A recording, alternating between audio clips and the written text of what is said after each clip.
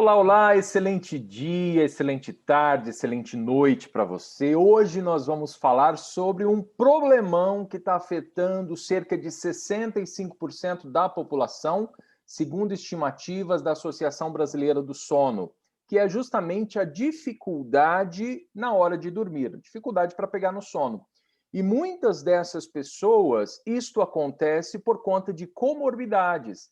A pessoa não sabe, muitas pessoas não sabem realmente que ela tem um outro transtorno neuropsiquiátrico não identificado, ou de repente é uma pessoa que, por conta dos hábitos inadequados em relação ao sono, devido ao trabalho, devido aos conflitos, devido à pandemia, tudo isso somado vai interferir no sono.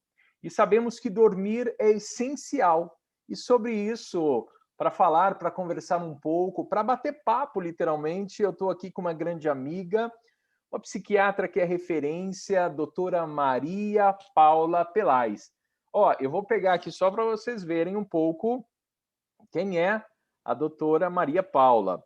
Ela fez graduação em medicina na Universidade Federal do Rio Grande do Norte. E esses dias, né? Eu não vou falar que foi em 97.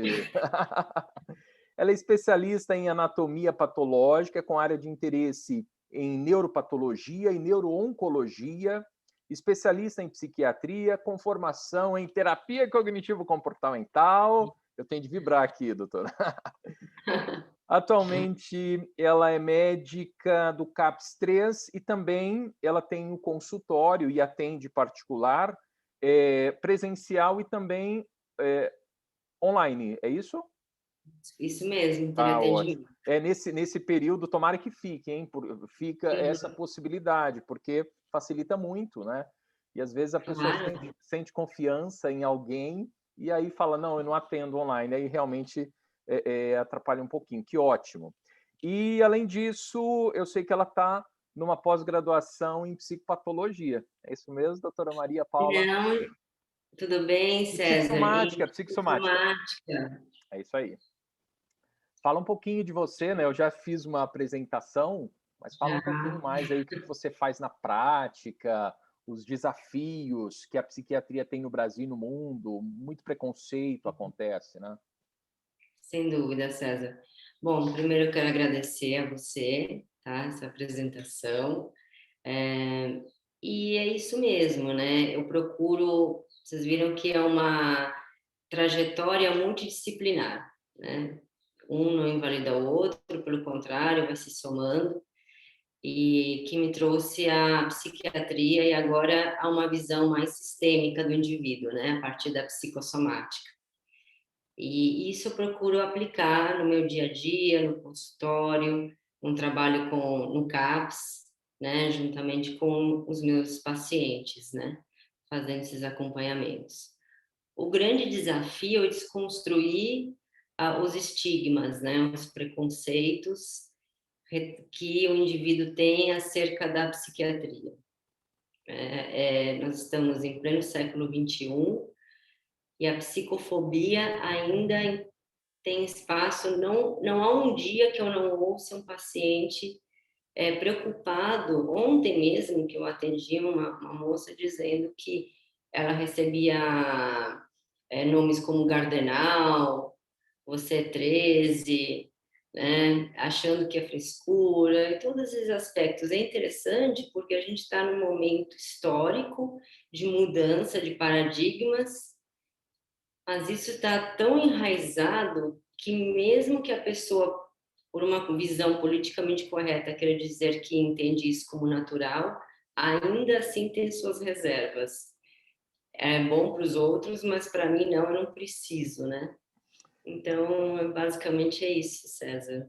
Olha, essa sua colocação me fez pensar muita coisa, né? Eu, enquanto psicólogo, escuto o seguinte, normalmente, né? Olha, Uhum. alguém diz para outra, você está precisando de ir no psicólogo. Não, não, o caso dela é psiquiatra. Então, É mais é grave, como se né? fosse algo muito mais grave, muito mais sério, e algo que realmente chamou muita atenção foi aquilo que você falou há pouco, antes de começarmos. Eu perguntei, eu sabia que você ia fazer um atendimento antes desse nosso bate-papo, e eu perguntei para você como foi, e você falou, olha, foi um ótimo atendimento, mas eu trabalhei muito mais as questões ligadas à psicoeducação e eu não receitei nada. Isto me enche o coração, sabe? Porque o profissional da área da saúde como um todo, ele precisa desta visão integrativa do ser humano e hoje nós vemos muito pouco. Não é que não deve receitar, na minha ótica enquanto psicólogo, mas é receitar adequadamente e com responsabilidade. E nós sabemos que o seu papel diante de uma clínica psiquiátrica com essa atitude realmente enche o coração de alegria, porque você está enxergando o ser humano de uma forma integral e não apenas o rótulo, que realmente atrapalha muito. E é justamente por esse motivo, na minha ótica, que muitas pessoas têm essa verdadeira fobia da clínica psiquiátrica. Inclusive, alguns pacientes meus, eu preciso psicoeducar muito. Se é uma pessoa que eu acho que é importante uma intervenção medicamentosa, um acompanhamento psiquiátrico, eu preciso de fazer um trabalho muito grande antes de indicá-la, porque senão ela não vai querer ir e ela vai falar, não, imagina, o que ele está pensando que eu sou? Como se fosse diferente um transtorno neuropsiquiátrico de uma inflamação, de uma dor óssea. Faz Sim. parte do nosso corpo. Então, essa visão integrativa que você tem acerca da pessoa realmente me encanta muito. E como é que você enxerga isso aqui no Brasil hoje? Né? A medicina do Brasil, ela está passando por essa mudança de novamente deixar ali as partes e enxergar o todo? O que você consegue? Qual é a sua percepção? O que eu entendo, César, que a história da humanidade ela é cíclica, né? Então a gente está retomando algo que é óbvio, né? Corpo e mente, uma unidade funcional, né? Então alguns vão além, né? Corpo, mente, energia vital e tem outras inserções aí. Mas esse retorno, a gente com a psicossomática, não é algo novo, é algo que os clínicos antigos faziam. Enxergavam o paciente como um todo, era algo natural. Depois veio com a introdução das técnicas, principalmente vindas dos Estados Unidos, a fragmentação do indivíduo e as especializações e subespecializações. A própria psiquiatria tem várias, certo? Então, a encaminhoterapia, a questão, é um caso psiquiátrico, e se não, né, o paciente vai muitas vezes para um cardiologista, ele faz toda uma trajetória, né? Cardiologista, neurologista, dermatologista, até que ele chega ao psiquiatra porque não há mais o que fazer. E os colegas muitas vezes falam, não, você não tem nada, que é um assinte, né? A pessoa está sofrendo uma plena crise de pânico e ainda ouvir que você não tem nada. E no Brasil, né, respondendo a sua pergunta, ainda está, como eu lhe disse, engessado, ainda esses paradigmas estão muito presentes nos serviços de saúde. E eu tenho percebido, principalmente na pandemia, por exemplo, indivíduos com crise de ansiedade, eu atendi um indivíduo que foi encaminhado por crise de ansiedade, mas eu observei que ele estava dispineico, com tiragem, sudorese e dessaturando. Ele estava com Covid. Ok? E, infelizmente, ele evoluiu para o êxito letal, né? Ele teve uma péssima evolução. Quer dizer, um indivíduo que faz uso de medicação, faz acompanhamento psiquiátrico, ele não tem o direito de infartar, de ter uma alteração de outra ordem, de outros sistemas. Isso ainda, a meu ver, isso porque a gente atende em São Paulo, né? Que, digamos, é uma das referências, é um dos centros, um dos polos, né? Um dos polos que saem em outros lugares ainda seja pior, não sei, tá?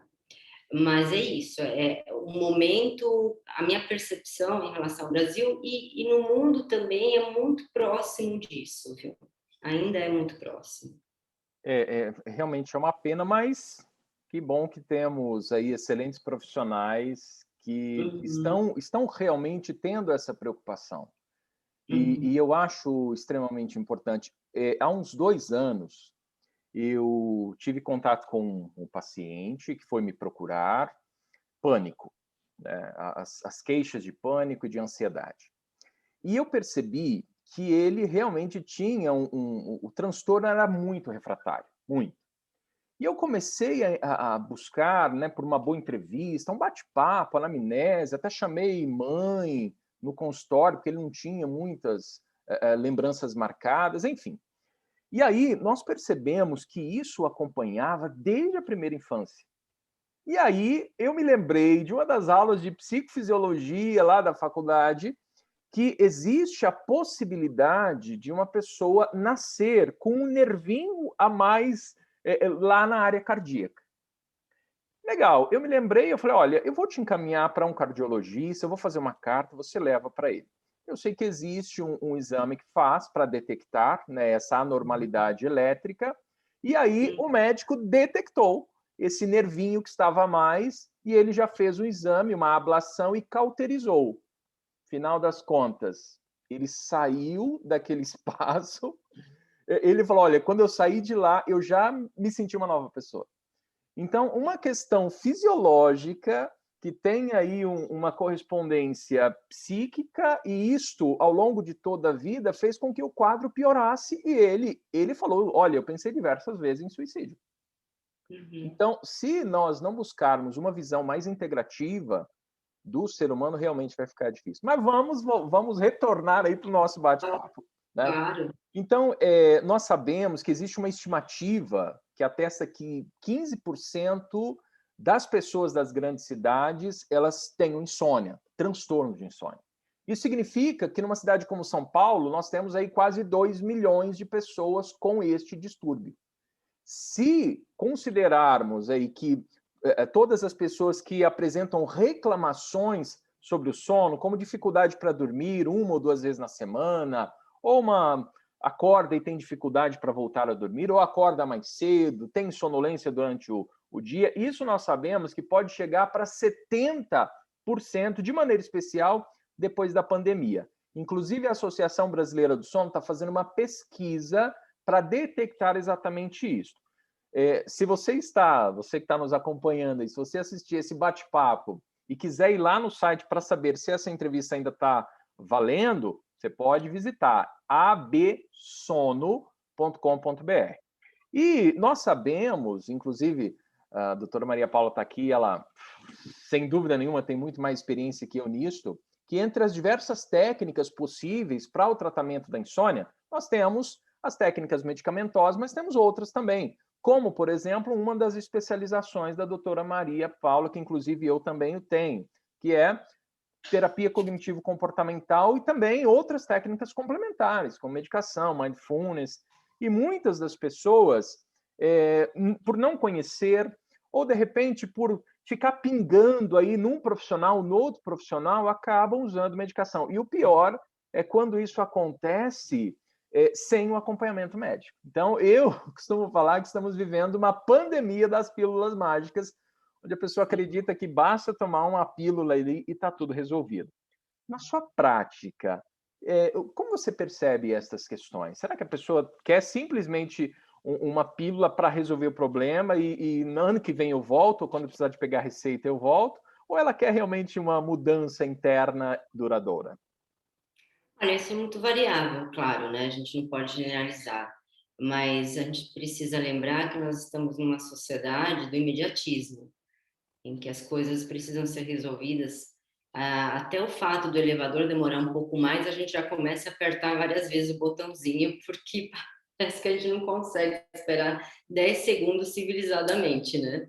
E isso reflete em várias outras práticas, né? Dentre elas, eu quero ir ao médico e resolver meu problema. Eu não quero divagar sobre a existência, né? Eu quero resolver, eu quero dormir, eu quero produzir mais, eu quero fazer. Então, daí a prática, muitas vezes, que eu particularmente acho execrável, de troca de receita e de reduzir o atendimento a simplesmente você entregar uma medicação. Porque, claro, às vezes ela se faz necessária, né? A insônia, é algo que está presente em contextos, muitas vezes, fisiológicos, alterações hormonais, relativos a, que a gente vai falar mais tarde, a respeito da idade, tem as suas variações, e também há transtornos psiquiátricos, né, que a gente precisa observar. Mas tem o novo paciente psiquiátrico, que é aquele indivíduo que não está conseguindo lidar com o dia a dia, com o estresse, com a pressão pelo desempenho. E se ele não tem um dia tranquilo ou minimamente equilibrado, isso vai influenciar a qualidade do sono. Não tem como ser diferente. Se você chegar às 11 horas pilhado, você não vai dormir placidamente meia hora depois. Eu faço esse desafio para você, César. Bom, eu não quero não, porque não vai rolar, né? E isso é muito importante, né? As pessoas entenderem que para tudo existe um processo. Eu costumo falar que para dormir adequadamente você tem que começar a se preparar pela manhã, para dormir, Uhum. para ter uma noite de sono restauradora. E aí, essa questão da pílula mágica, isso realmente é muito complexo. E aí, até por um outro lado, né? A gente percebe que a indústria farmacêutica ela tem investido muito em medicações para dormir, justamente porque elas sabem que, que o mercado de pessoas querendo dormir e querendo fazer isso de uma forma rápida está superaquecido, justamente por Uhum. conta desse mundo que estamos vivendo. Até pouco tempo falávamos do mundo VUCA, um mundo volátil, incerto, complexo e ambíguo. Então é um mundo instável. E nós sabemos que quando tem instabilidade, primeira coisa, o ser humano, até como defesa, ele já vai ficar mais ansioso. E Sim. aí, só para marcar mais uma coisa, na década de 70, nós sabemos que as medicações para dormir, elas começaram a ficar. Começaram a acontecer de fato, isso foi sendo desenvolvido, e hoje nós estamos aí quase, segundo eu pesquisei, na quarta geração das medicações indutoras de sono. E muitas dessas medicações, o grande problema, na minha ótica, é a questão da automedicação. Isso pode gerar um risco, a pessoa, a mãe, o médico receitou para a mãe, aí vai o filho, a mãe fala, olha, toma isso aqui porque é melhor que é uma beleza, consegui dormir. E aí fica duas pessoas fazendo uso daquela medicação. E isso realmente eu enxergo como um perigo muito grande. Nós sabemos, de maneira especial, que tem os três tipos, né? Os benzodiazepínicos, que, que também ainda são utilizados, em alguns casos, de forma bem pontual. Os antidepressivos, que também são utilizados, né? Nós sabemos, justamente para essa questão da insônia, e também os indutores de sono. E aí, você já teve de lidar com pacientes assim que só tinha essa preocupação da receita e talvez até comungou que compartilhou medicação? Bom, eu vou lhe dizer assim a gama, né, de possibilidades de uma maneira bem pragmática aqui. Tem aqueles que já vêm com aquele medicamento, que eles já usaram, já vêm usando há anos, até há décadas, né, e eles querem só a receita. Porque para você desconstruir isso, a gente sabe a resistência que o cérebro, né, apresenta mediante uma necessidade de mudança, né? É mais confortável você permanecer naquele comportamento. Tem aqueles indivíduos que de fato estão dispostos a fazer uma mudança interna, construir estratégias que lhes permitam ter uma qualidade de vida melhor. E tem os pragmáticos imediatistas que, de fato, eles entendem que a medicação ela vai resolver. Ela resolve num primeiro momento, mas se não houver em paralelo, você pode até fazer uma barganha, você pode até negociar, olha, tudo bem, você precisa de um alívio imediato, é tudo certo, porque a gente tem também que acolher, entender essa necessidade premente, né? O indivíduo precisa, sabe, não dá, eu preciso dormir. Ok, mas por que não em paralelo fazer uma terapia? Aí entra o César, né? Por que não mudança de hábitos de vida? Porque o indivíduo, quando ele é ansioso, ele, ao contrário, ele já começa achando, ele acorda de manhã já pensando que não vai conseguir dormir. E essa ansiedade pelo sono, porque eu tenho que, né? O Albert Ellis que desconstruía, eu tenho que, né? Aí, tchau. Isso gera mais, o indivíduo vai ficar mais alerta, mais vigil, a formação reticular ascendente não vai se desligar apropriadamente, a melatonina não vai ficar presa ali na pineal e a coisa não vai fluir. Eu costumo falar, né, na psicoeducação, para os pacientes, que quanto maior essa ansiedade, maior essa preocupação em dormir, pior é. Porque Uhum. o nosso cérebro identifica essa ansiedade ou até mesmo a insônia como algo muito perigoso que está ali na minha frente. E aí, como é que vai relaxar? Né, o SARA fica hiperativado, né, o sistema de Aham. ativação reticular ascendente, e o indivíduo não vai. E muitas pessoas esquecem, o nosso genoma, ele é o mesmo dos nossos ancestrais, né? E o nosso sono, então, começa quando a gente acorda, em relação ao ciclo circadiano, essa alternância entre o estado de sono e o estado de vigília, que normalmente dura 24 horas.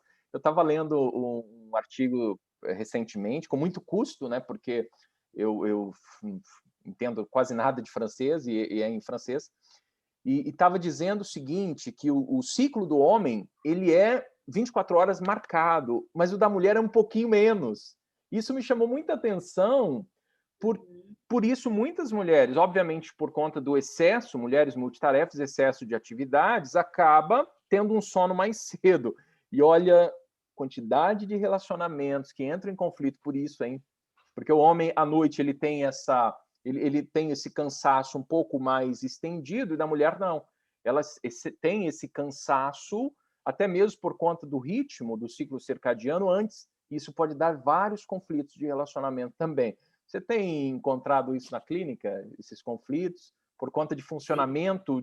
Mulher funciona assim, homem assim, não tem jeito, não dá para mudar muita coisa do aspecto fisiológico, né? Como é que é isso na clínica? Então, na fisiologia, a mulher tem as suas nuances, as suas características, né? Inclusive, não só relacionado ao sono, né? E o funcionamento é outro, né? Isso, de fato, o indivíduo entender que ele vai ter um avanço da fase do sono, um atraso da fase do sono, entender a fisiologia, a actigrafia, ela retrata muito bem, ilustra, né? Essas idiosincrasias, aspectos relacionados à idade, ao gênero, até aspectos já genéticos, por assim dizer. Isso vai retratar muito bem e entender que o indivíduo ele não precisa necessariamente seguir aquele protocolo de 8 horas, né? Respeitar a particularidade em relação à qualidade e à quantidade de sono, porque as pessoas ficam. É a mesma padronização que a gente vê em outras dimensões também. Eu preciso me enquadrar é, nesses moldes, né, pré-estabelecidos, e como eu não consigo, né, eu não consigo me encaixar, sobra, né? Então eu preciso de um medicamento para parar e conseguir entrar nesse modelo. E é claro que aí vem os conflitos, né? Além do que, nesse momento que a gente está, estou colocando das contingências, porque o contexto também é muito particular, a gente tem que ver que a questão do ciclo fica prejudicado, né? O claro, o escuro, o fato da gente estar em ambientes mais claustrofóbicos, digamos assim, né? Sem o sol, sem a ativação, né, sem a melatonina que é liberada à noite, o fato do indivíduo levar o celular para a cama, né, e outros aspectos também. É, muito bom. Eu costumo falar que é uma libertação quando o indivíduo ele compreende que ele é um ser único, singular, e ele não precisa se adequar, ele não precisa ser Uhum. igual. Isso realmente é uma libertação. Muitas pessoas chegam na clínica com aquela crença rígida de que para eu dormir bem, tem que ser 8 horas. E não é assim. Tem pessoas que com 6 horas e meia está muito bem, obrigado. Tem pessoas que precisam de 8, 9. E isto é singular. E você, quando consegue se entender um pouco melhor, é uma libertação. Eu percebo que as pessoas tiram um fardo. Ah, não é assim? Até mesmo por conta daquilo que aprenderam com os pais, né? Eu costumo usar uma frase que se falou se fala ainda hoje, né? Deus ajuda quem cedo madruga. Então, se eu não acordo muito cedo, quer dizer que Deus não me ajuda. Então, tem que acordar 5 horas, mas o meu cronotipo, a minha singularidade de sono, não é para acordar 5 horas. Porque 5 horas eu estou tendo ainda pico de melatonina. Né? Então, isso eu vejo como uma libertação mesmo. Agora, falando nessa questão da melatonina, um pouco dos hábitos, Uhum. A gente escuta falar muito por aí de melatonina, né? Inclusive muita gente querendo suplementar melatonina, trazendo de fora, né? Que é livre, que vem de supermercados em alguns países. Como é que é isso? Vale a pena suplementar? Todas as pessoas suplementam? Como é que é? Fala um pouquinho disso para nós, por favor. Então, a melatonina é uma substância, ela é produzida pela glândula pineal, você sabe muito bem disso, né? Ela tem proveniente do triptofano, ou seja, ela tem uma derivação da serotonina, só que com uma metilação, né? Então, uma enzima que atua formando a serotonina é 5-hidroxitriptamina e a melatonina 5-metoxi. Eles estão estudando vários tipos, né, os receptores, M1, M2, M3, cada um com as suas particularidades. Eu fiz uma revisão recente relativa a isso, porque as pessoas entendem, é uma crença distorcida, né? E isso remete à terapia cognitivo comportamental, né? As crenças, os mitos, né? De que o fato de ser algo natural é saudável, vai acrescentar, e não necessariamente, né? Tem vários estudos mostrando que não há essa eficácia, nem na insônia inicial, que é para iniciar o sono naquela fase, e nem para manutenção dela, tá? Então, não são todos os indivíduos que irão se beneficiar. Inclusive podendo eventualmente trazer algum prejuízo. Tá? Então, a melatonina, posso até deixar depois as referências, é algo que alguns consideram uma panaceia, outros não são tão radicais, até porque ela tem outros efeitos além da questão da regulação do ciclo circadiano, tá? Também tem efeitos nos radicais livres, então ela está presente em outros órgãos, isso ajuda a metabolização e a homeostase do indivíduo, do organismo, mas ainda assim é algo que as pessoas como a valeriana, passiflora e outras entender que são fitoterápicos, mas eles também têm seus efeitos colaterais. E falando em efeitos colaterais e remetendo um pouco à medicação, é a partir deles, muitas vezes, que a gente se beneficia para que o indivíduo durma. Por exemplo, você entra com um antipsicótico, você fala, nossa, mas antipsicótico é algo que, né, não tem esquizofrenia, você vê na bula, né? Mas com a quetiapina, por exemplo. E o efeito colateral dela numa fase, numa posologia inicial, é o que vai fazer com que o indivíduo fique sedado e durma. Então, não é de fato um sono cuja arquitetura está sendo respeitada na sua estrutura elementar, né? Na verdade, há uma alteração e pode haver até uma perpetuação a partir do uso de medicamentos.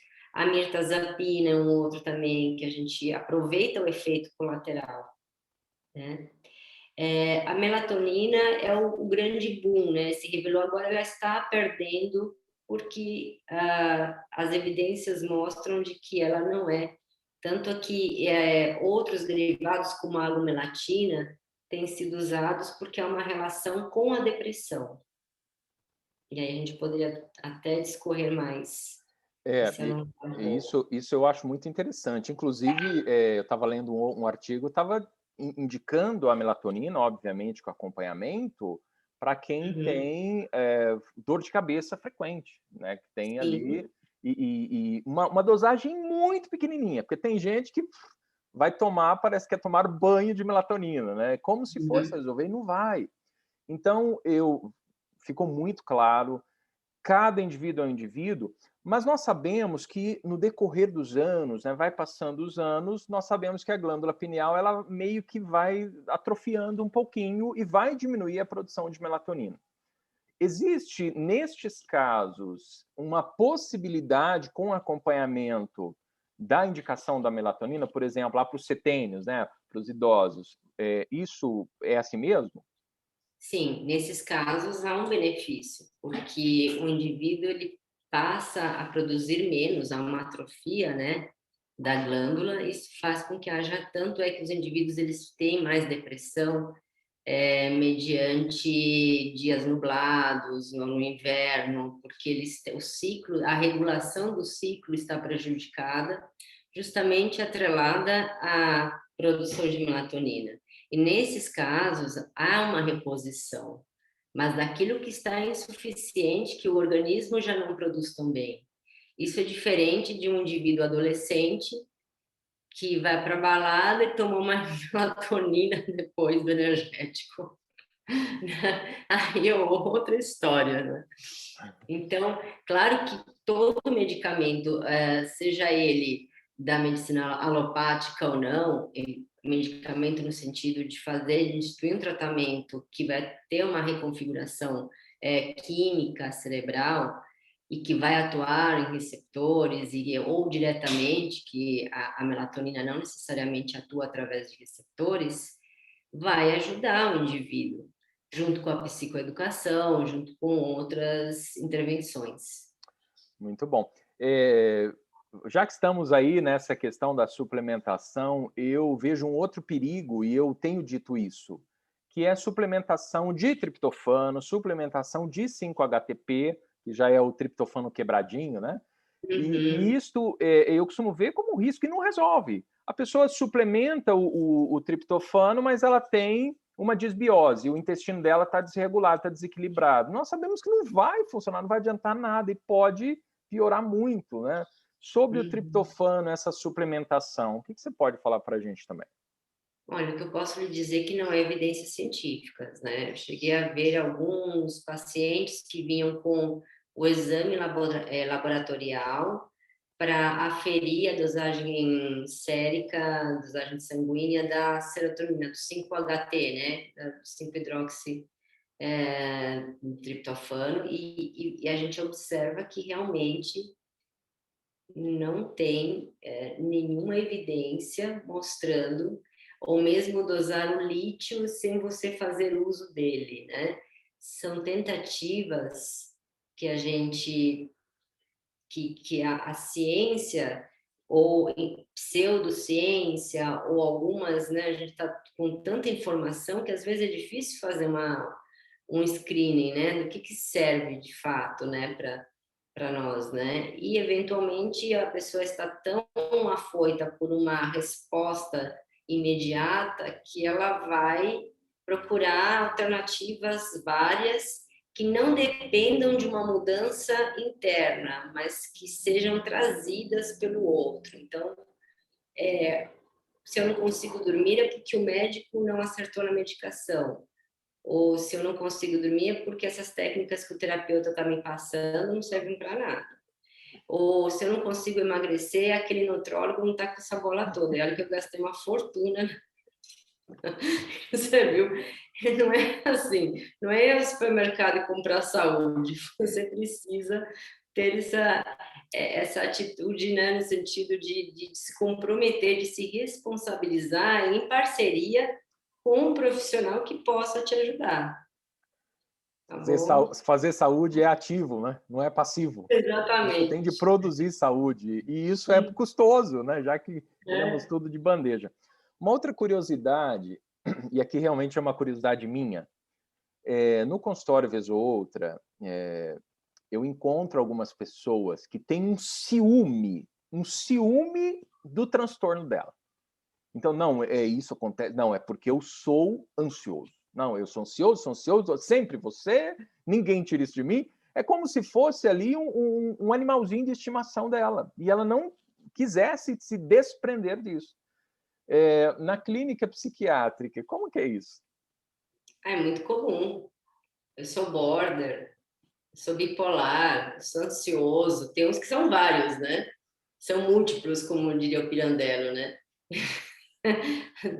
eu sou isso, né? Não é eu tenho, eu sou. Vai para a Incorpora identidade, né? Vai a quase para a identidade. identidade. O indivíduo se reconhece a partir daquilo e acaba fazendo as suas escolhas ou deixando de se comprometer, de se responsabilizar pelas escolhas a partir do momento que ele se entende como um indivíduo adoecido, que é incapaz de fazê-las, né?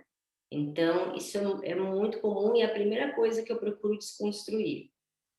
Você é tal pessoa já no meio, você é esse indivíduo na sua integridade, na sua integralidade, e você tem ansiedade, só que a ansiedade não é doença, né? A ansiedade é um estado fisiológico necessário, porque a falta dela vai te deixar um indivíduo apático, hiporreativo, e o excesso realmente vai te trazer problemas. Mas ter uma psicodinâmica ansiosa não necessariamente é uma desqualificação, não é um problema, ela pode ser uma vantagem. Depende de onde você quer, o que você quer fazer. O indivíduo que é mais dinâmico, mais ansioso, ele não vai se sentir bem ficando sentado no escritório, ele vai ter que procurar outros nichos de atuação onde ele possa, de fato, ter um bom desempenho. Então, nem sempre aquilo que é tido como uma patologia é um transtorno de fato, né? São as características constitucionais do indivíduo com as quais ele vai precisar lidar, porque faz parte também, né, dessas nuances dessa complexidade que é o ser humano. Tá? Mas isso realmente, e isso prejudica muito no nosso tema, que é a questão relacionada ao sono. Sim, perfeito. Era exatamente aí que eu queria chegar. Levando em conta, então, esse tipo de paciente de cliente, que é um paciente polifarmácia, então ele usa medicação para hipertensão arterial sistêmica, ele usa uma medicação específica para, sei lá, ansiedade, depressão, bipolar, e ele usa diversas outras medicações. Como é que você consegue administrar tudo isso e a pessoa chega lá na clínica dizendo, olha, eu não consigo dormir, então eu preciso de mais uma medicação para dormir. E algumas pessoas, eu acredito, né, pelo menos na clínica psicológica é assim, a pessoa já chega com o diagnóstico, olha, eu tenho isso, e você deve fazer isso, isso e isso. Quer dizer, você não serve para nada, você só serve para carimbar e assinar. Mas essas pessoas, que são pessoas que eu costumo chamar de polifarmácia, né, que tem diversas comorbidades, e realmente muitas vezes tem tais comorbidades. Como administrar tudo isso quando a pessoa tem uma queixa de insônia? Certo. Há transtornos que, per si, eles já trazem uma patoplastia, ou seja, múltiplas expressões, né? Então, o indivíduo com transtorno afetivo bipolar, não raro tem muita ansiedade, tem sintomas depressivos, dependendo do momento em que ele se encontre, tem transtornos alimentares, tem transtorno do controle do impulso, tem também, claro, transtornos relativos ao sono. E diante disso, o excesso de medicação, ela pode até ser um empecilho para que esse sono seja reparador e tenha realmente a qualidade que o indivíduo espera. Porque é aquela história da ansiedade, você tem que fazer, é um trabalho de formiguinha, você não vai poder tirar dele o arcabouço no qual o psiquismo dele está sustentado, está firme. Ele é aquilo, ele é os medicamentos, é a doença, é a sua identidade, o que ele tem, é a maneira como ele se coloca no mundo.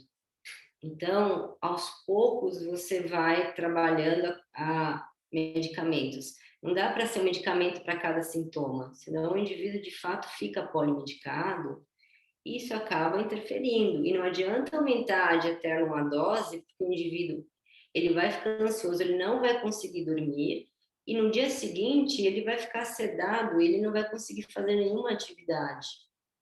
Isso são os casos mais extremos, né? Transtorno de personalidade borderline, que é um transtorno, digamos, muito presente, é o protótipo do século XXI, né? A desregulação emocional. o vazio crônico, a insatisfação. E isso também se reflete no que diz respeito a alterações do sono. Então, trabalhar isso. Eu preciso do remédio, preciso do benzodiazepínico, eu não consigo ficar sem o clonazepam. Você não vai tirar meu clonazepam agora, né? Claro que num primeiro momento a gente vai construindo um vínculo e vai deixando o indivíduo mais confortável. E ele começa a perceber como melhorei com menos medicamento. Dá trabalho, mas a gente vai fazendo esse trabalho de formiguinha. Na depressão, a gente sabe, só para finalizar, César, que tem aquela depressão atípica, que ao invés de pouco sono, é muito sono também, né? O indivíduo, ele dorme muito, mas parece que ele não dormiu. Então, tem uma percepção falseada do sono. Ele chega falando, eu não dormi nada. Quando você começa a investigar, ele só dorme. E, Então, e tem muitos desses casos, né? o inverso. É. E assim, eu, como psicólogo, eu tenho uma preocupação com os pacientes que chegam em busca de psicoterapia, que estão há muito tempo utilizando benzodiazepínico. E aí, normalmente, eu falo, olha, você pode passar o contato do seu médico, eu gostaria de entender um pouco melhor.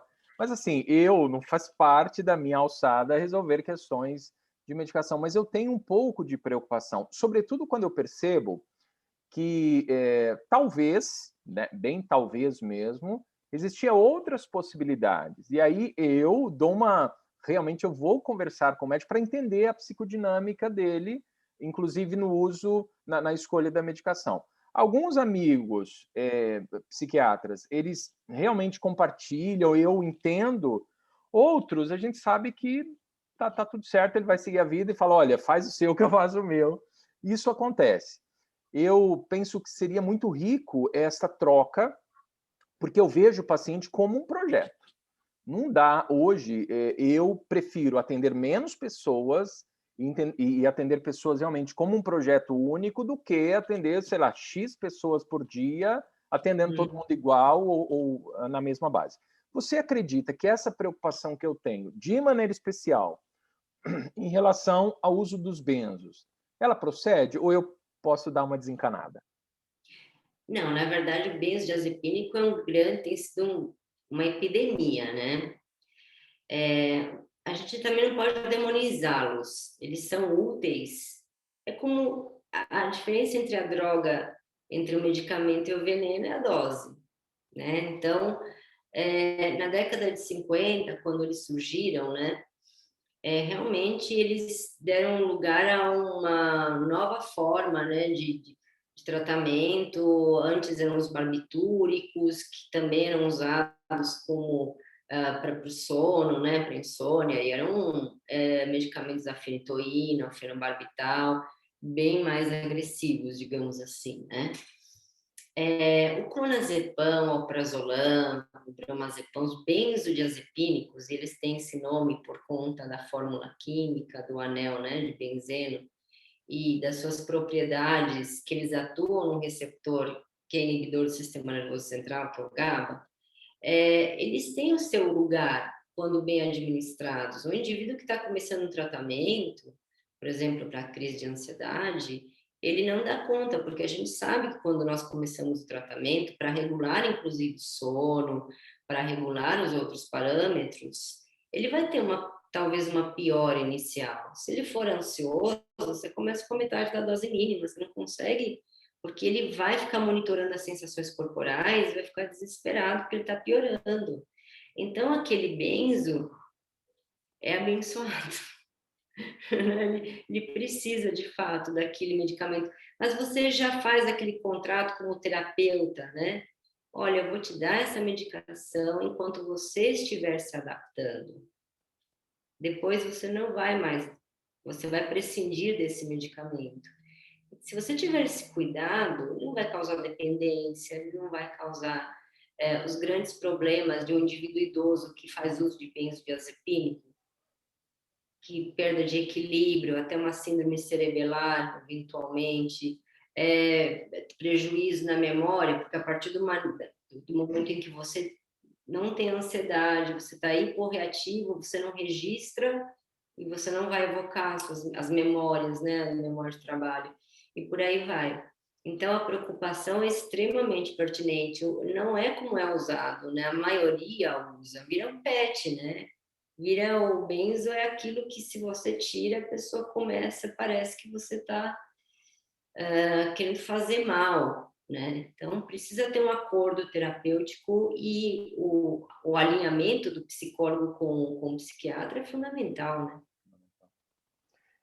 Você falando, me veio uma imagem mental, uma metáfora, que é como se fosse uma ponte. Olha, você está aqui, eu preciso levar você desse lugar para esse outro. Vamos usar um benzodiazepínico. Chegou aqui, não tem mais ponte, acabou a ponte, já atravessou. Né? E é outra coisa. Sim, eu acho que ficou muito claro realmente, né? É importante usar em vários casos para tirar ele desse canto, botar para cá, e aqui é uma outra coisa. Sim. Inclusive, eu sei que alguns, né, o médico já começa e ele já vai pensando no desmame, né? Olha, daqui X semanas a gente já vai fazer o desmame.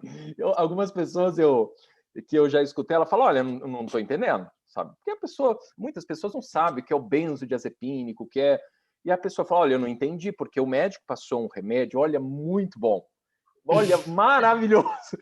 E aí ele falou, olha, tá funcionando bem? Tá funcionando ótimo. Ok, chegou o momento do desmame. A pessoa falou, como assim?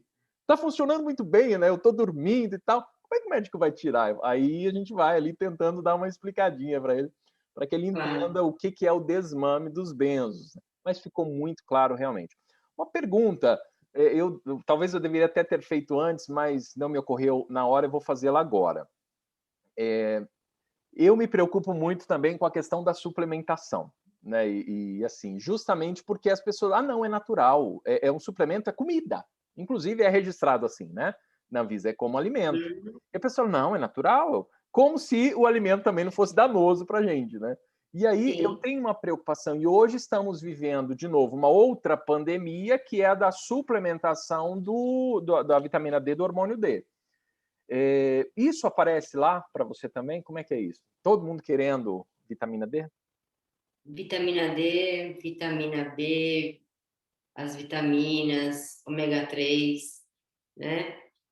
Coma mais peixe, né? Uma sardinha, atum, riquíssimos, né, em ômega. Se você faz uma alimentação adequada, claro que não é todo mundo que tem acesso, mas também quem vai comprar suplemento não vai precisar de dinheiro, ou mais até, né, para conseguir investir.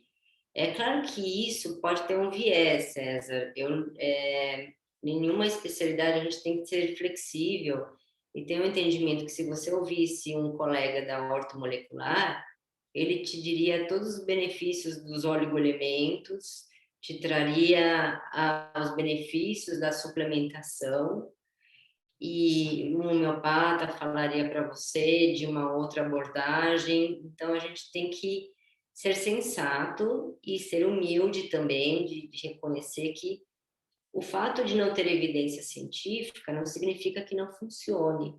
Mas a gente tem que lembrar também que os estudos são muito feitos com base no placebo. Embora a gente sempre pontue, e é fato, que a psiquiatria é uma especialidade médica, ainda assim é diferente quando você é gastro e prescreve o pantoprazol, você não vai precisar que o indivíduo fique à vontade com o remédio, que ele entenda que o remédio que vai descaracterizá-lo, que vai o tornar dependente. Não vai ter essa fofura. Vai tomar e acabou, resolveu o meu problema. A gente precisa ter um outro cuidado. E com relação à suplementação, não faço por não ter evidências científicas e não me sentir à vontade diante disso. E é óbvio que é muito uma questão da indústria, no sentido de que se você tem esses elementos na sua alimentação com atividade física, é aquela coisa de você ir ao supermercado e comprar a sua saúde. Não adianta, na maior parte das vezes é um auto-engano. Tá? Sim, mim, muito bom. E aí, então, basicamente, olha, vamos prestar mais atenção naquilo que a gente come. Você não precisa de comer um salmão tipo 1 das águas profundas. Não sei. Você pode comer sardinha em lata, com que certeza. vai lhe encher de ômega 3 da mesma forma. eu costumo dizer que precisamos realmente desembrulhar menos e descascar mais. Sim, Talvez essa mudança realmente de hábitos no consumo de alimentos e também na própria rotina, né? Então, vamos pegar sol. Gente, nós sabemos que um período de sol aí é extremamente importante, inclusive para a produção da tal da serotonina e da melatonina, que precisa aí da uhum. vitamina D também, né? Do hormônio D. Só para Agora, oi, complementar, pode, vai lá. Não, não, pode seguir. a psiquiatria nutricional, inclusive, é uma das vertentes que está em voga recentemente. É que, de fato, a pandemia ela se tornou um instrumento de autoindulgência, né? Comfort food, eu não ando porque eu não vou andar, e realmente a gente tem que se cuidar, distanciamento, a gente sabe disso, ninguém tá, não é Claro. uma postura negacionista em absoluto, não é isso. Mas eu, antes da pandemia, o paciente falava, não, mas é que tá chovendo, é inverno, sempre, não, mas tá muito calor, não dá para andar nesse calor, entendeu? A gente encontra, dependendo do nosso rol, nosso repertório, quanto mais rico, mais refinada fica As a desculpas. autoindulgência, entendeu? A gente consegue se enganar fácil, fácil.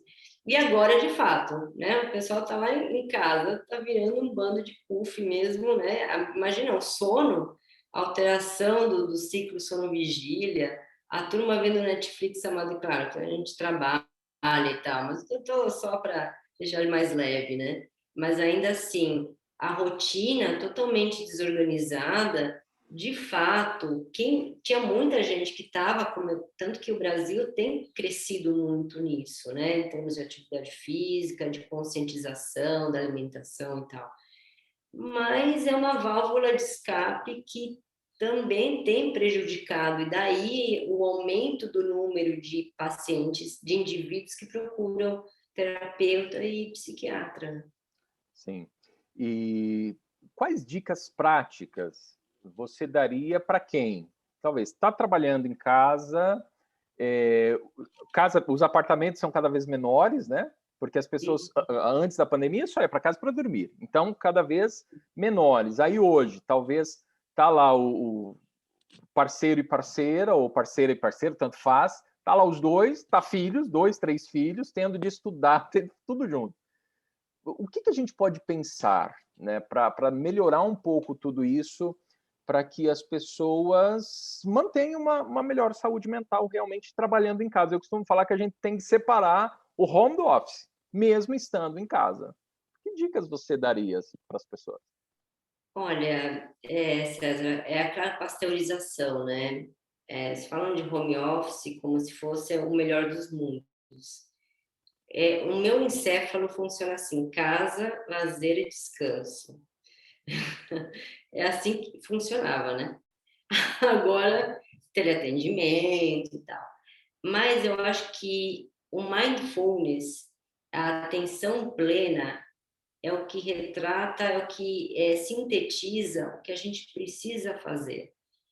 Mesmo como você mesmo colocou, tentar criar, claro, quando sempre que possível, né, um ambiente de trabalho, você está trabalhando, não deixar o celular o tempo todo, né? Porque nessa imediatismo, às vezes a gente se pega também, putz, não respondeu ainda, né? Isso vai gerando ansiedade.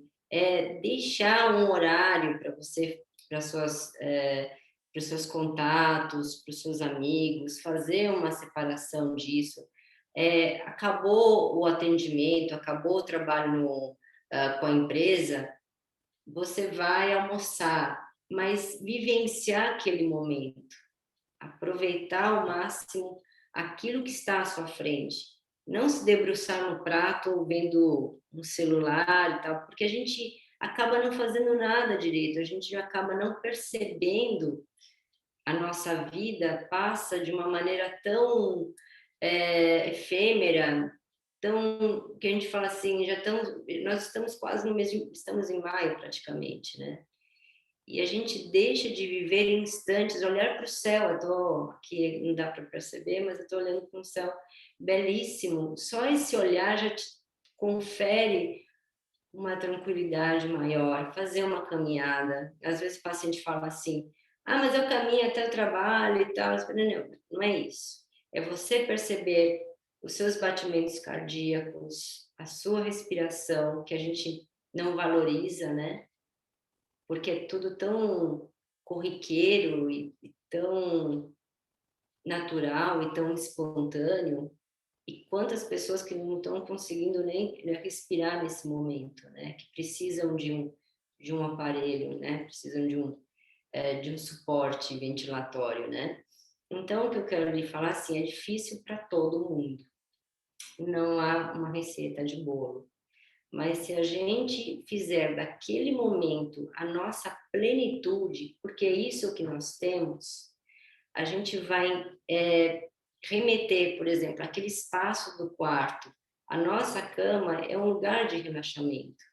Não adianta pensar o que eu deixei de fazer, o que eu vou fazer no dia seguinte, porque você não vai resolver nada naquele momento. Se você aprender a viver, a sentir o seu corpo em contato com os lençóis, com a cama, procurar não sem na escuridão para produzir melatonina, né?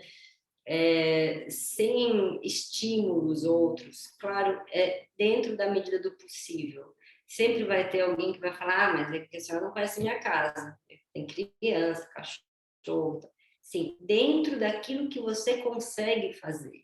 Vai meditar no banheiro, se é o único lugar de tranquilidade que você tem. Não importa, mas procura fazer pequenas mudanças no dia a dia. Quando a gente faz uma pequena mudança, a gente estimula o cérebro, a gente desafia e vai criando uma harmonia entre corpo e mente, né? O corpo, ele só se revela quando esse diálogo começa a ter um ruído, quando tem essa briga, né?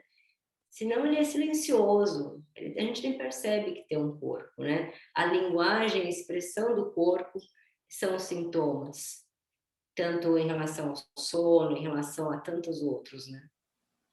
Nossa, É isso. incrível, sabe? Incrível realmente escutar isso e entender que dá para praticar isso. Eu costumo falar, olha, dá para praticar essa atenção plena escovando os dentes, né? Ali Uhum. comendo, né? E praticar realmente o estar onde você está, que é um desafio fazer isso, né? E realmente eu penso que para quem está nesta situação de estar em casa muito tempo, fazer as coisas direcionando o foco, a atenção para aquilo que está fazendo e buscar também ter uma rotina, né? Separar um pouquinho os horários. Eu indico aos pacientes, né? Ou mesmo quando eu vou ministrar palestras em empresas, eu costumo falar o seguinte: olha, se levante pela manhã, faça todos os teus, tudo que você costuma fazer quando você se levanta, faça a mesma coisa que você fazia antes de trabalhar fora. Então, levante-se, vá ao banheiro, escove os dentes, toma banho, se troca, toma café, faz tudo, depois você senta na sua mesa. E Uhum. estas marcações externas, né, isso é muito importante para o cérebro, inclusive, compreender isso. Olha, agora é hora de trabalhar. Né? Eu entendo esse repertório que agora chegou realmente esse momento. E isso eu vejo como sendo algo bastante importante e, sem dúvida alguma, o praticar a atenção plena. Né? Isso eu acho incrível. Agora, uma pergunta aí, olha, já passamos de 1 hora juntos. Que bom, né? E quanta coisa boa escutamos. E quando o paciente já é um paciente que tem aí um transtorno neuropsiquiátrico bastante intenso, refratário, e ele começa a ter muita dificuldade para dormir adequadamente. Talvez ele já está até mesmo tomando X medicação. O que fazer com uma pessoa que está passando por isso? De repente tem alguém que está nos escutando que está numa situação dessa. Fala, olha, eu vou ao médico, eu só uso medicação receitada, eu tenho psiquiatra que eu costumo ir já um tempo, mas eu estou passando realmente por uma dificuldade grande, que eu já uso medicação, estou usando 1, 2, 3 e não está resolvendo e eu não consigo dormir. Né? O que dizer para estas pessoas? Então, claro que a avaliação é individual, né? Como a gente já sabe, a gente já falou. Por exemplo, um indivíduo que a privação do sono muitas vezes é um gatilho para uma crise, como um transtorno afetivo bipolar, um indivíduo com esquizofrenia, por exemplo, um indivíduo que realmente ele precisa ter uma noite, né, de sono. Mais do que avaliar um medicamento sedativo, é reavaliar, porque a psiquiatria, como qualquer outra ciência, qualquer outra clínica, ela é dinâmica. E o indivíduo, ele interage com o meio. Então, eventualmente, a gente precisa fazer alguns ajustes. Você, melhor do que eu, sabe que o sono depende não daquele momento, mas do que o indivíduo vivenciou ao longo do dia. Então, mais do que tentar sedá-lo cada vez mais, é entender o que está acontecendo naquele dia, como que a gente consegue diminuir o nível de ansiedade, estabilizá-lo mais, para que ele consiga ir se desligando, encontrando esse equilíbrio e consiga relaxar. Então, é isso, é fazer uma reavaliação, pedir ao médico, e eu sou muito aberta no sentido, porque o paciente, às vezes, ele fala, eu não sou médico, né? Eu falei, mas você que toma a medicação, é você que conhece seu organismo. E a gente aprende na faculdade de medicina que o paciente não lê o livro. Então, não adianta a gente querer encaixar o paciente dentro daqueles critérios para estabelecer um diagnóstico.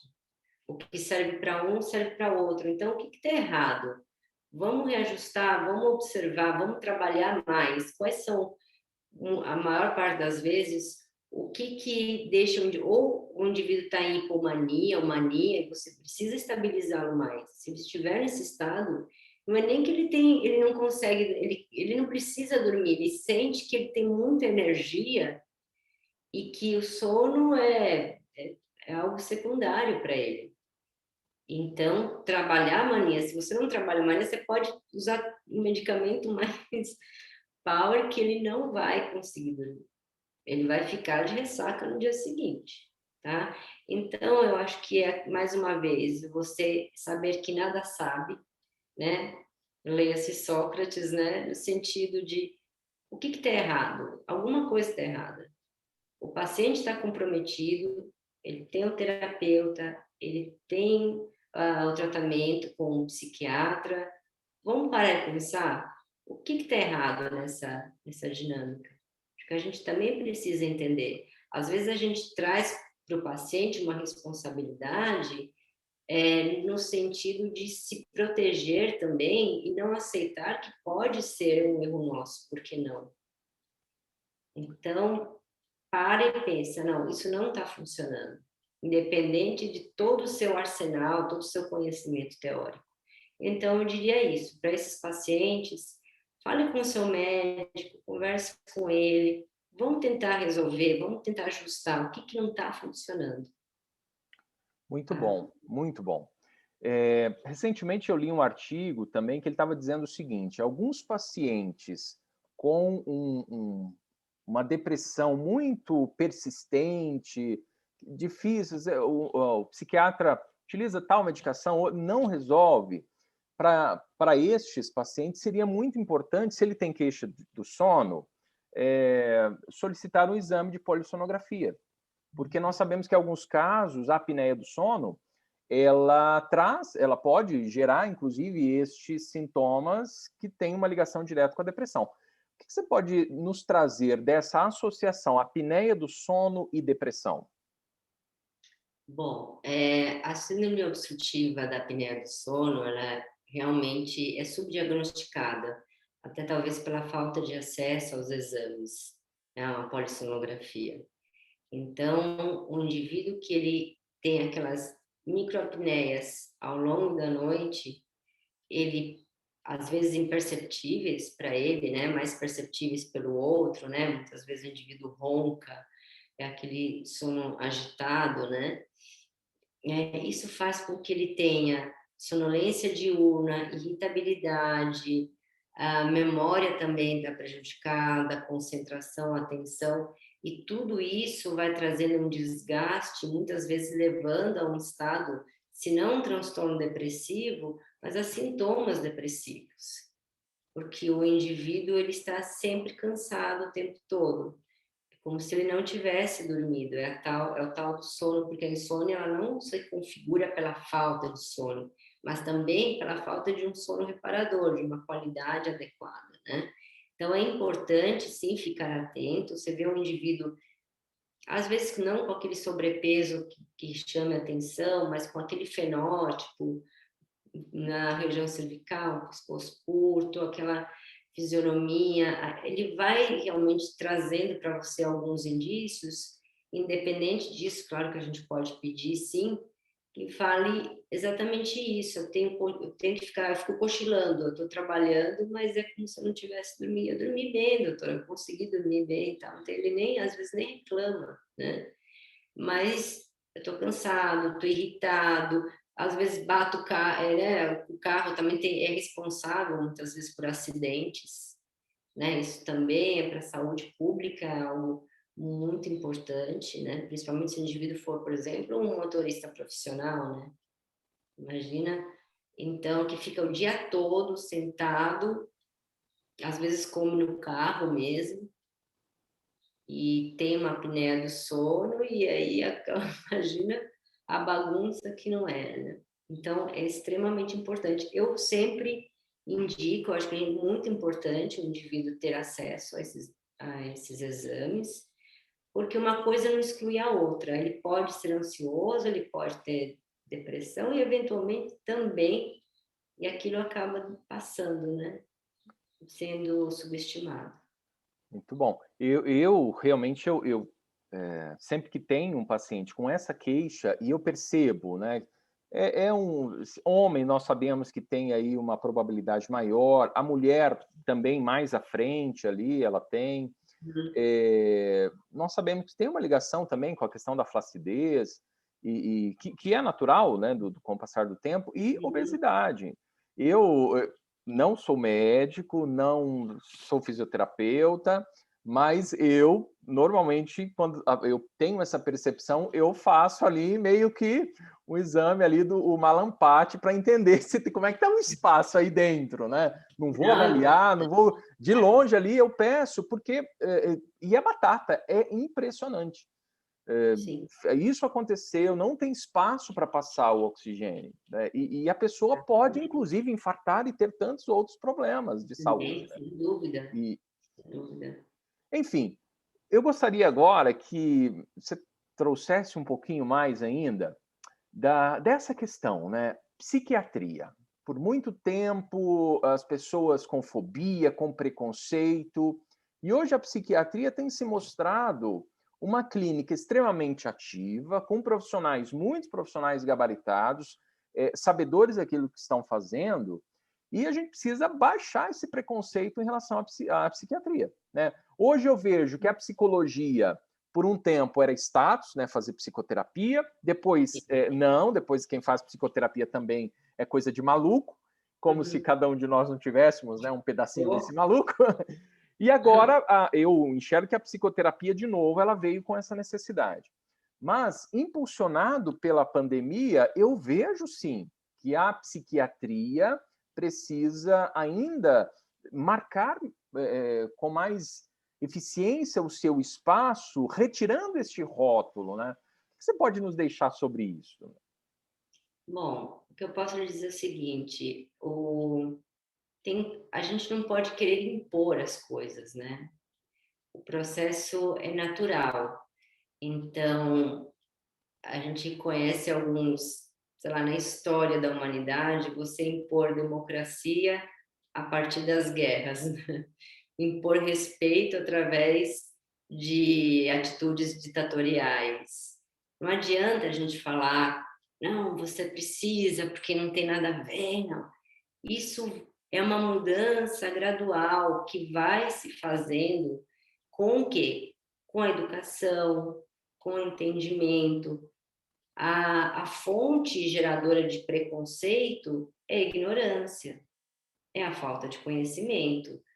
Aquilo que você desconhece, te gera um certo receio. Você pode pensar, não, quantas vezes a gente vê uma pessoa que a gente não conhece e acaba criando algum dentro daqueles estereótipos já que nós temos internalizados, a gente constrói uma imagem que faz com que a gente não goste no primeiro momento, depois quando você começa a conhecer, né? Então, à medida que os profissionais, eu acho que isso também é muita responsabilidade dos profissionais, né? Das clínicas, muitas vezes, que não proporcionam, o indivíduo tem que permanecer, eventualmente, porque é um espaço que ele tem para trabalhar, mas dentro daquele pequeno espaço, trazer um olhar, né? Enxergar o indivíduo, não a doença. Isso depende muito também dos profissionais, da mudança também de paradigmas, né? Mas a gente não pode impor. A gente tem que educar. Eu acho que a nossa função primordial é de educadores, pessoas de multiplicadores de conhecimento, como você tem feito, César. Isso vai desconstruindo e as pessoas vão entendendo que, sim, a psiquiatria é uma possibilidade como qualquer outra, né? O terapeuta, quem não precisa de autoconhecimento? Você só consegue se armar se você saber quais são as suas falhas na defesa, né? Você só consegue construir, encontrar ferramentas de enfrentamento se você souber quais são as suas limitações, e todos nós as temos, né? Então, é um processo gradual. Eu acho que melhorou muito, mas como todo processo de mudança gera exageros. Ou eu não vou, ou vou só com crucifixo lá para o consultório do psiquiatra, ou eu amo aquilo, tem tudo é remédio. Então tem a turminha também, você vê nas redes sociais, né? Teve aquela fase a pré-história da internet de infantilização, né? Depois as pessoas foram, não cabe, né? Eu não vou postar isso, né? Menos, né? Não vou preservar mais a minha intimidade. A psiquiatria, eu acho que a psiquiatria, a psicologia, a terapia, está passando por esse momento, né? Ou tudo é psiquiatria, ou sabe, aquela polarização que a gente vê na política também? Ou você é da direita ou você é da esquerda, senão. E se você não concorda comigo, então chega, não quero mais papo, vou te cancelar. Entendeu? As pessoas têm que ter esse discernimento, essa tolerância, ouvir o outro, né? Nem tudo, uma coisa não serve para todos também, uma abordagem, né? Muitas vezes não lhe serve, então isso vai sendo aos poucos e a gente precisa ter paciência. E talvez demore um tempo. Olha, Mas muito essa bom, é a muito bom. visão. Muito bom. É o cuidado com a polaridade, e eu costumo falar que a corrupção é ambidestra, né? Não tem essa questão de esquerda e direita, é Exatamente. ambidestro mesmo. E o risco é a polarização. Tem pessoas que, se fosse por ela, eu costumo dizer que tem pessoas que ficam disputando. Ó, que exame que você já fez? Eu já fiz esse, já fiz esse. Que medicação que você tomou? Eu tomei esse. Isso é um perigo. Mas do outro lado também, né? Não, eu não preciso de nada, não preciso de nada. E a pessoa está com a saúde extremamente fragilizada, está sem força, sem energia de seguir e tem essa postura de dizer não à terapêutica. Muito bom. Olha, foi um prazer. Eu ainda vou pedir para que você nos dê dicas ainda para como é que uma pessoa pode, a partir de coisas práticas, o que ela pode fazer para dormir melhor? Nós sabemos que se fala muito disso atualmente, o sono é uma temática que está realmente bastante ventilada, mas o que você pode nos dizer? O que a doutora Maria Paula pode nos falar sobre sono, como dicas finais? Bom, primeiro foi um grande prazer, né, poder trocar essas ideias com você. É um assunto tão vasto, né? E cada ponto poderia ter várias ramificações aí, né? É aquilo que eu disse anteriormente. Eu acho que uma coisa não vale para todo mundo. Uma coisa, ou seja, uma estratégia ela tem que ser construída pelas suas individualidades. Tem pessoas que falam, eu durmo vendo TV, durmo que é uma beleza. Aí você vai falar da higiene do sono, né? Mas ele já está habituado e é assim que ele dorme e ok. Funciona para você? O sono é um problema? Não, então está tudo certo. Mas se de fato a pessoa tem um problema, tem aspectos como a higiene do sono, começar a relaxar a partir das 18 horas, tentar ir diminuindo o nível de atividade, não usar psicoestimulantes como cafeína, caso o indivíduo seja tabagista, a nicotina é um estimulante, né, no sistema nervoso central, a gente sabe disso. Entender a questão do momento, que o que você fez naquele dia, ok, o que você deixou de fazer. Dormir, procurar dormir aquilo da mindfulness também é algo que eu pratico no meu dia a dia. Procurar evitar estímulos visuais, auditivos. Em termos de medicação, somente se for muito necessário, tá? A gente já falou da síndrome obstrutiva da apneia do sono, os transtornos psiquiátricos, aspectos que, se você tem alguma dúvida, você pode procurar um terapeuta, procurar um psiquiatra, tá? Não ficar ruminando, né? Mas eu não consigo, eu sou ansioso. Então, vá procurar o seu médico, vá procurar o seu psicólogo, fale, desconstrua eu não consigo, né? A linguagem acaba trazendo a convicção plena de que, de fato, você é incapaz de fazer aquilo. Então, a higiene do sono, que é tão preconizada e que é tão importante, ela também precisa passar pelo entendimento de que é necessário você respeitar as idiosincrasias, que eventualmente um indivíduo não vai necessariamente se beneficiar daquela maneira. Tá? São as minhas dicas. Olha, fantástico, perfeito. E eu comungo plenamente de tudo isso. Por isso que muitos profissionais da área da saúde, médico, psiquiatra, psicólogo, enfim, independente da especialidade, fala assim: olha, eu passo higiene de sono, mas não funciona. É claro, não é assim. Vai pegar uma folha, ou não, eu mando no seu WhatsApp. Não é isto. A higiene de sono, ela precisa ser singularizada. Né? Cada pessoa é uma demanda específica, para cada pessoa tem um funcionamento. Tem pessoas que têm mais tolerância à cafeína, tem pessoas que têm menos tolerância à cafeína.